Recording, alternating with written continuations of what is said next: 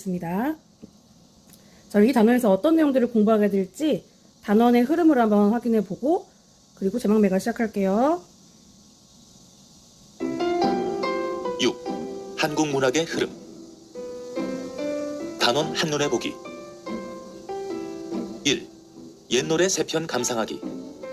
향가 제막매가와 시조 이 몸이 죽어가서 동짓달 기나긴 밤을 감상하기. 고전 시가의 문학사적 흐름과 연속성 이해하기. 2. 고전소설 감상하기. 고전소설 심청전 감상하기. 고전소설의 현대적 계승양상 살펴보기. 3. 현대시 감상하기. 현대시 남신이죠. 유동, 박시봉, 방 감상하기. 1940년대 문학의 특징과 가치 이해하기. 4. 현대소설 감상하기. 현대소설 삼포 가는 길 감상하기. 문학 작품에 담긴 시대상 파악하기.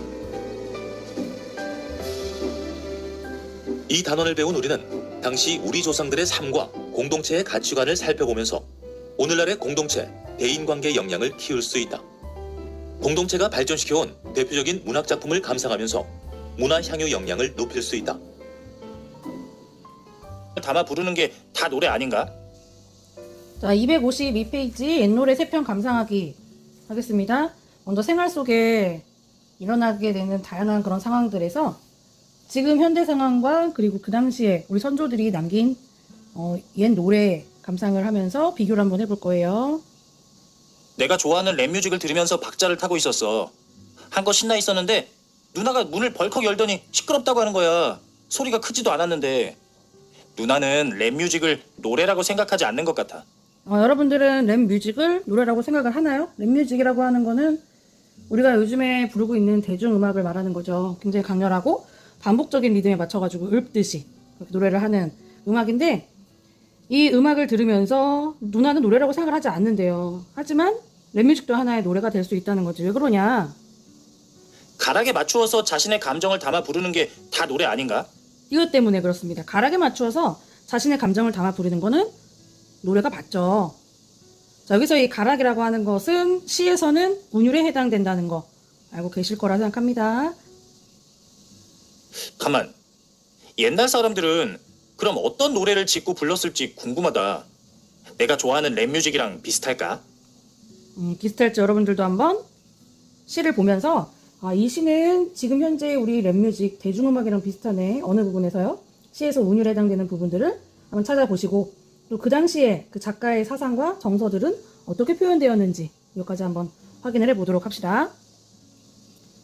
자, 옛 노래 3편을 같이 감상을 하게 될 겁니다.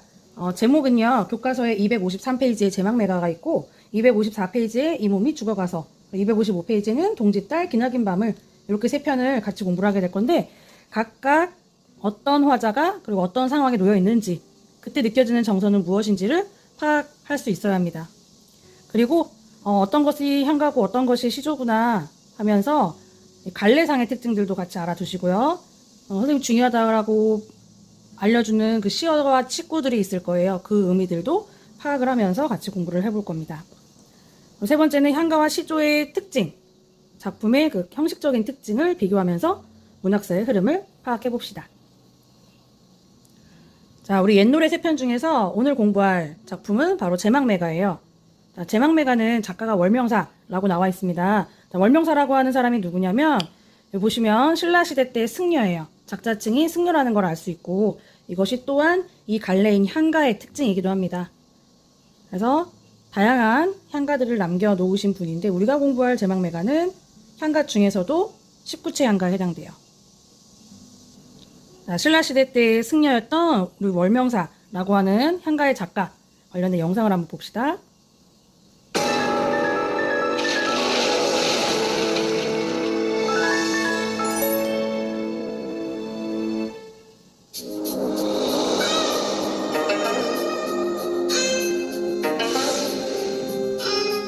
신라시대의 승려이자 뛰어난 향가 작가 월명사. 승려이자 향가 작가인 월명사. 신라시대 경도광 때 활동하였다는 것을 제외하고는 그의 출생과 사망에 대해서는 정확히 알려진 바가 없다. 월명사는 주로 경주에 위치했던 사천 왕사에서 지냈으며 피리를 잘 불었다고 전해진다. 피리와 관련된 월명사의 일화는 유명한데 그가 달밤에 피리를 불며 큰 길을 지나가니 그의 뛰어난 피리 소리에 달조차 가는 것을 멈추었다고 한다. 이로 말미암아 그 길은 월명리라고 불리기 시작했고 월명사의 이름도 널리 알려졌다. 신라시대의 대표 문학인 향가는 한자를 차용한 표기법인 향찰로 지은 것으로 우리나라 시가문학 사상 최초의 정형시이다. 행수에 따라 4구체, 8구체, 가장 발달된 형태인 10구체 형식으로 나뉜다. 월명사는 향가 짓기에 능했으며 제망매가 이외에 도솔가, 산화가 등의 향가를 지었다고 전해진다. 이 중 제망매가와 도솔가는 삼국유사에 수록된 작품으로 4구체 향가인 도솔가는 다음과 같은 배경 설화가 전해진다. 경도광이 제위하던 760년에 두 개의 해가 나타나 열흘 동안이나 사라지지 않은 일이 일어났다. 괴이한 일이 생기자 왕은 월명사를 불러 그 변을 물리치도록 하였고 이에 월명사가 도솔가를 지어 부르니 얼마 후 괴이한 현상이 사라졌다고 한다. 19제 향가인 제망매가는 월명사가 죽은 누이를 위하여 지은 것으로 누이의 제사를 지낼 때 이 향가를 부르자 돌연 회오리 바람이 일어나더니 종이 돈을 날려 서쪽으로 사라지게 했다고 전해진다. 시적 화자는 누이의 갑작스러운 죽음으로 인해 인생의 허무함, 슬픔과 같은 인간적인 정서를 느끼지만 이를 불교적 믿음을 통해 극복, 승화하여 누이와의 재회를 기약하는 모습을 보여주고 있다. 또한 삶과 죽음의 문제를 자연의 섭리에 비유한 뛰어난 표현 기교와 깊은 서정성이 드러난다. 신라시대의 이름난 승려이자 뛰어난 향가 작가 월명사. 그의 대표작 제망매가는 인간적인 슬픔을 종교적으로 승화하여 삶과 죽음의 의미를 깊이 있게 성찰하는 숭고한 정신의 표현. 현존하는 최고의 향가로 손꼽힐 만큼 뛰어난 문학성을 갖고 있다.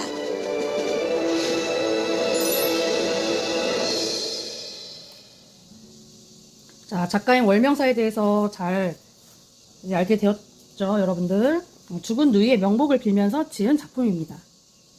자, 먼저 핵심 정리 한번 해보겠습니다. 갈래는 향가였고요. 성격은 서정적이며 그리고 애상적이고 추모적이죠. 제재는 방금 들었던 그 내용에서 알 수 있듯이 누이의 죽음에 대해서 죽은 사람의 명복을 빌기 위해 주제에 적었고요. 자, 특징은 일반적인 통념을 깨뜨리는 혈육, 누나니까 가족이니까 혈육과의 사별에서 오는 슬픔과 안타까움을 표현하고 있다. 우리 승려였기 때문에 원래 속세를 떠나서 불교에 귀의한 몸이에요. 그러면은 당연히 이렇게 세속에 남겨져 있는 자신의 가족에 대해서 아무런 감정을 사실은 느끼지 말고 완전히 떠나야 되는데 그렇지 못하다는 거예요. 자기가 이렇게 인간으로서의 슬픔 그리고 또 종교적으로서의 자신의 그 위치 이거 사이에서 굉장히 많은 슬픔을 느끼면서 안타까운 감정을 적어놨어요.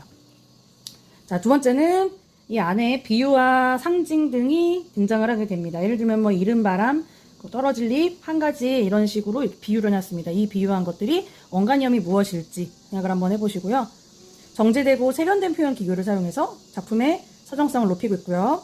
그다음 세 번째는 불교의 윤회사상, 사람이 죽으면 언젠가 다시 태어나서 다시 새로운 삶을 살게 될 것이다 라고 하는 이러한 윤회사상을 바탕으로 해서 죽은 누이와의 재회를 소망하는 거죠. 지금은 죽었지만 다시 태어나서 다시 만나자 하는 그 마음.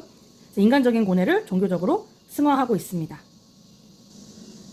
자, 전체 내용을 보시면은 총 10행으로 되어 있어요. 1행부터 4행까지 묶어서 죽은 누이에 대한 안타까움과 그리움이라고 하는 정서를 표현하고 있고요.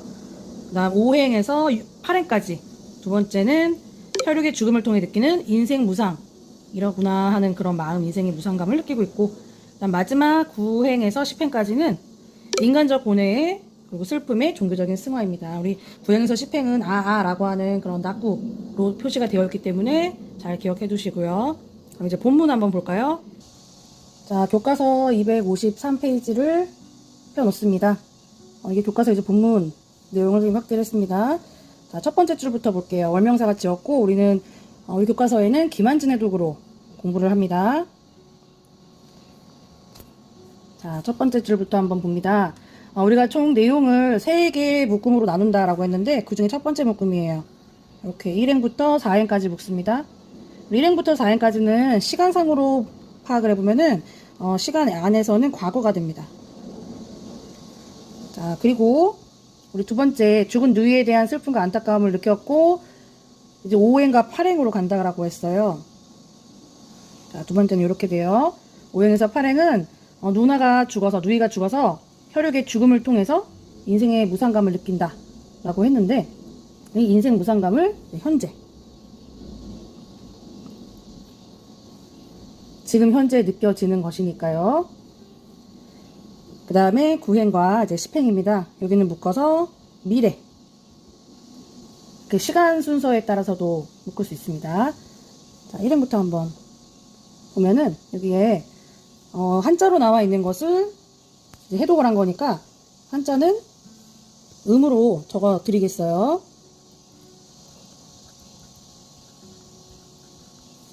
생사로운, 그러니까 생사길이라고 하는 것은 무엇이냐면은 삶과 죽음을 갈라놓는 갈림길을 말합니다. 여기 있음에, 얘 있음에, 요거는 여기에요. 여기는 뭘 말하는 거냐? 우리가 지금 현재 살고 있는 이승이죠. 이 세상을 말하는 거예요. 여기 있음에 머뭇거리고, 왜 머뭇거리느냐? 죽음에 대해서 누구나 모든 사람들은 죽음에 대한 감정을 느끼죠. 두렵다라고 하는 감정을 느끼기 때문에 두려우니까 머뭇거리게 되는 거예요. 나는 간다는 말도 여기서의 나는 누가 되느냐? 작가가 아니라 바로 작가의 그 누이를 말하는 거죠. 죽은 누이를 말합니다. 죽은 누이는 간다는 말도 못다 이루고 어찌 갑니까? 나한테 아무런 말도 없이 이렇게 떠난 그 누이를 생각하면서 느끼는 감정이죠. 어떻게 말도 없이 이렇게 가십니까? 이렇게 하는 건데 여기서 느껴지는 감정은 아까 확인했던 것과 같습니다. 안타까움과 슬픔에 잠겨 있어요. 비애감이에요. 안타까움과 비애감이 좀 더해지고 있다는 거죠. 왜 그러느냐? 이 죽은 누이에 대해서 너무너무 그립기 때문에 안타까움과 죽은 누이에 대한 그리움을 갖고 있구나. 이건 과거입니다. 자, 생사로운 자의 유아미.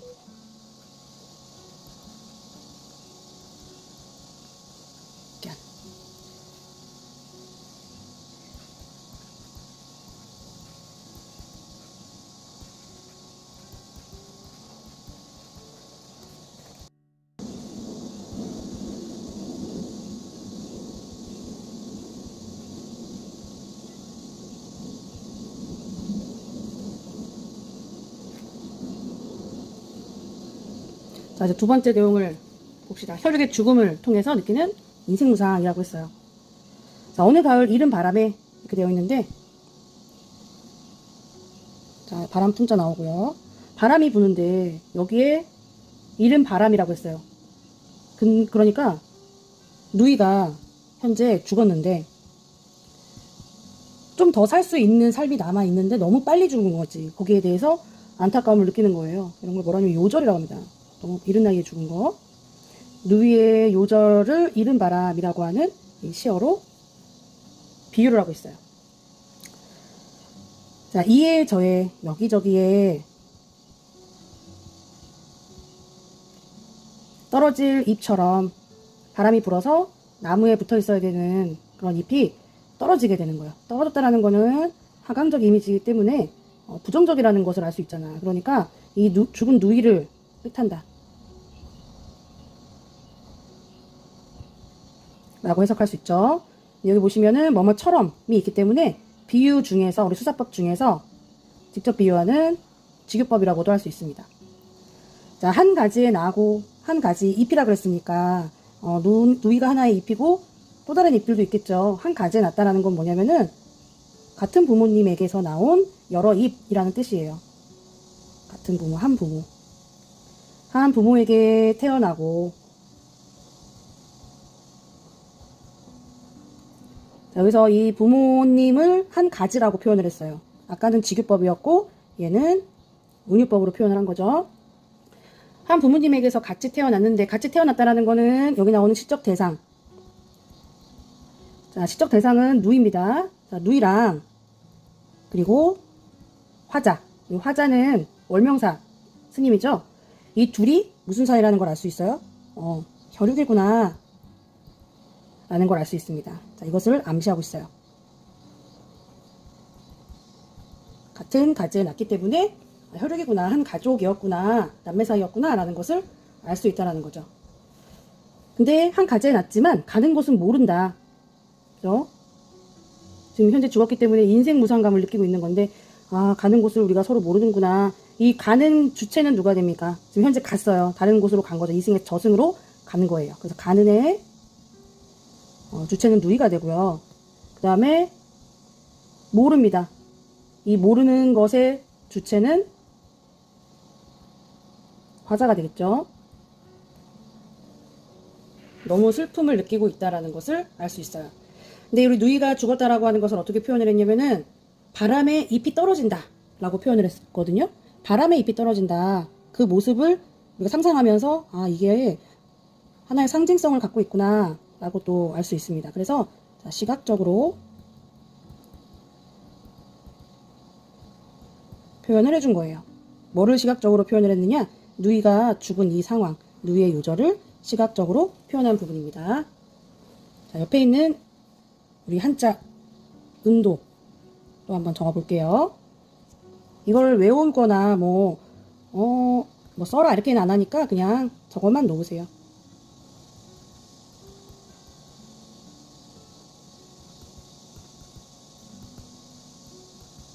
이른 바람이 너무 빨리 불었다라는 그 아쉬움.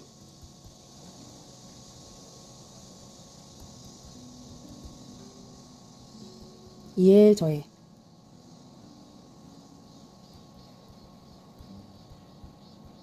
떨어질 낙자죠.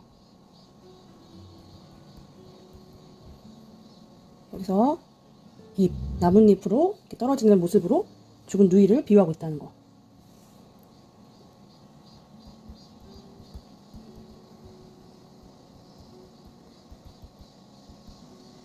한 가지에 낳다 우리는 같은 혈육이다 라는 것도 의미하고 있고요.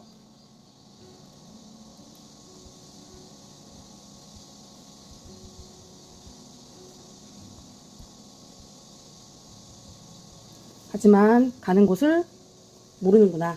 누이가 간 것을 내가 모르는구나 라는 거죠. 자, 이제 세 번째 부분입니다. 이제 미래 부분인데요. 여기 보시면 라고 하는 식구체 한가에서 나타나는 특징입니다. 식구체 한가는 가장 완성형이기 때문에 이렇게 앞부분에 보시면은 이름 명칭은 낙구라고 합니다. 낙구라고 하는 첫머리에 감탄사를 붙여요.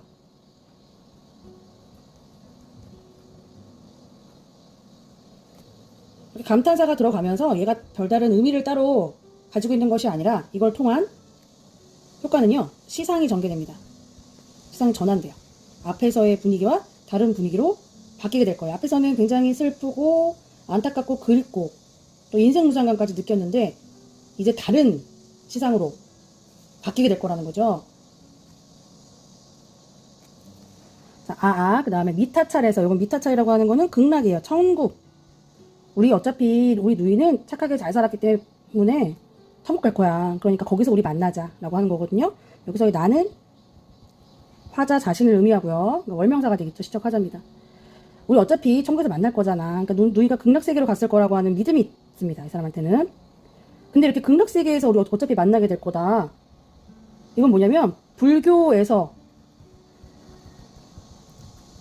보여주는 윤회사상이죠. 사람이 죽으면 그냥 끝이 아니라 천국이나 지옥이나 이렇게 또 다른 세상이 있다. 그리고 다시 태어나게 될 것이다. 이렇게 하는 불교의 윤회사상을 통해 우리 인간으로서 가질 수밖에 없는 그런 인간의 고뇌에 대해 극복을 해주고 있는 부분이에요. 굉장히 감정이 고조되어 있는 그런 부분입니다. 도닦아 기다리겠노라.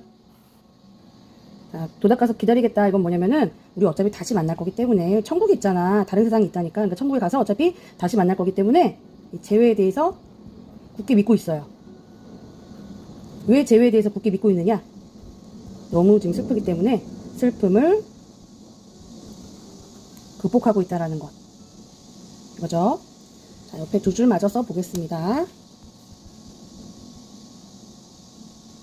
그대로 얘는 미타찰.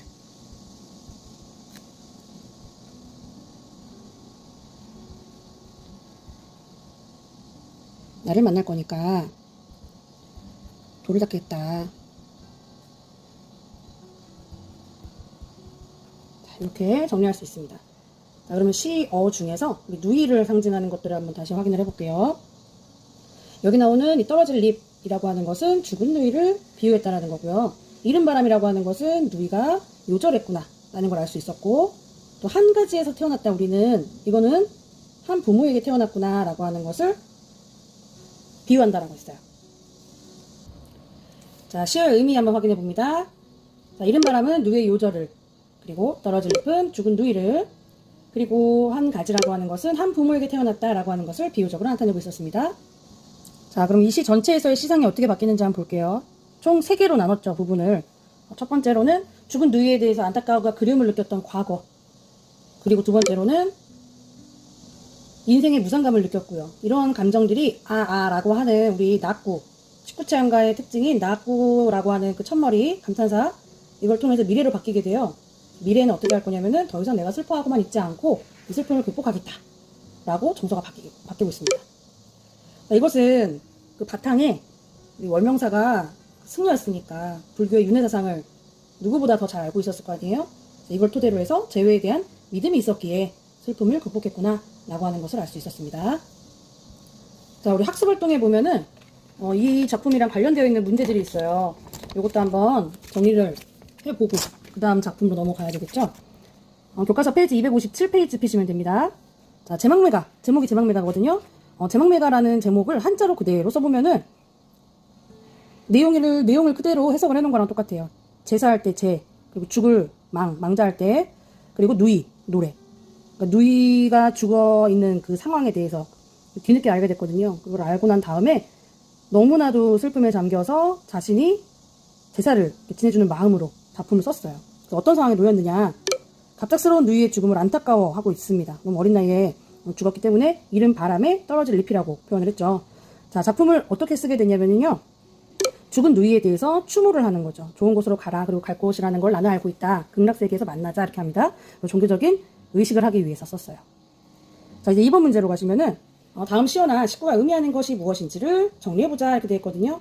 우리 제일 위에 부분 보시면 교과서에는 윗부분으로 되어 있어요. 이렇게 나란히 안 되어 있고 윗부분으로 되어 있는데 이른 바람이라고 하는 것은 너무 생각보다 빠르게 닥쳐온 불행이었고 그 근거는 이른이라고 하는 글자가 생각보다 빠르다라고 하는 것이었고요. 바람은 잎을 떨어지게 하는 그런 외부적 요인이기 때문에 그렇게 해석을 할 수가 있습니다.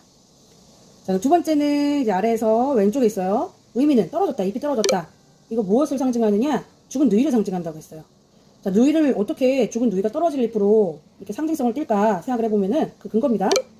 잎은 원래 줄기에 붙어 있어야만 생명력을 갖고 있는 것인데 이것이 떨어졌다라고 하는 것은 생명이 다했다라고 해석을 한다라는 거죠.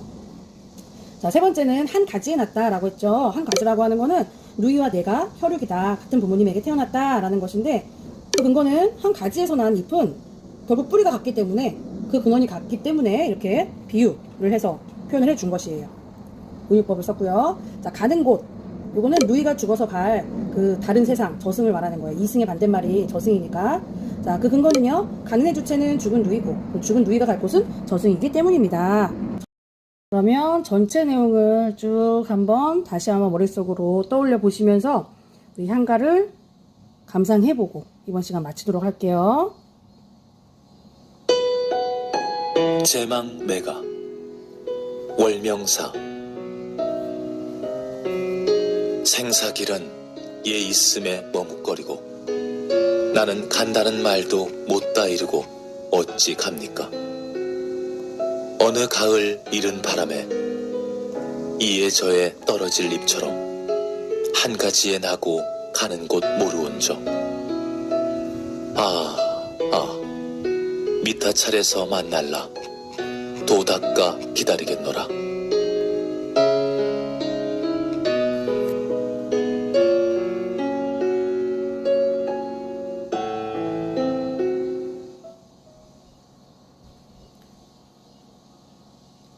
자, 그러면 우리 2번부터 퀴즈 푸시고요. 다시 한번 내용들을 꼭 복습하시고 다음 시간에는 우리 두 번째 옛 노래 중에서 두 번째 작품 배우도록 하겠습니다. 수고하셨습니다.